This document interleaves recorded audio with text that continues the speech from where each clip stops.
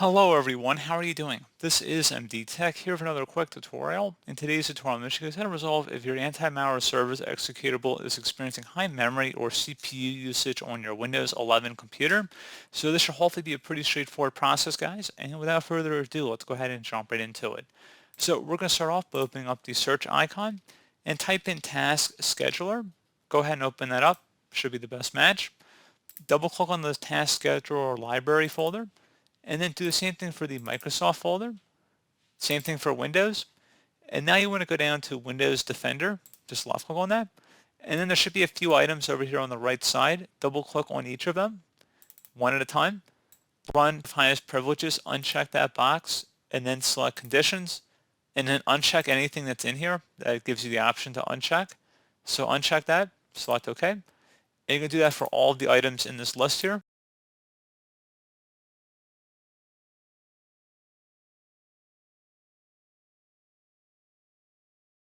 So again, front page, general, uncheck realm of highest privileges, select OK.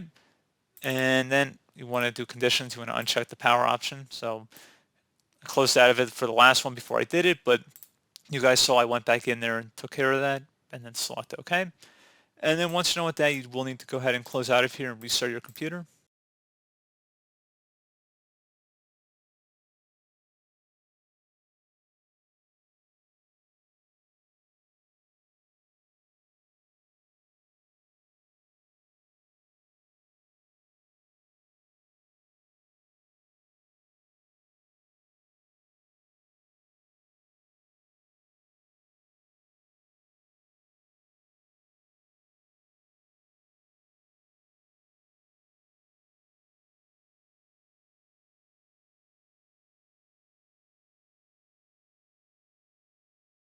And there you go, guys. Pretty straightforward. Do hope I was able to help you out, and I do look forward to catching you all in the next tutorial.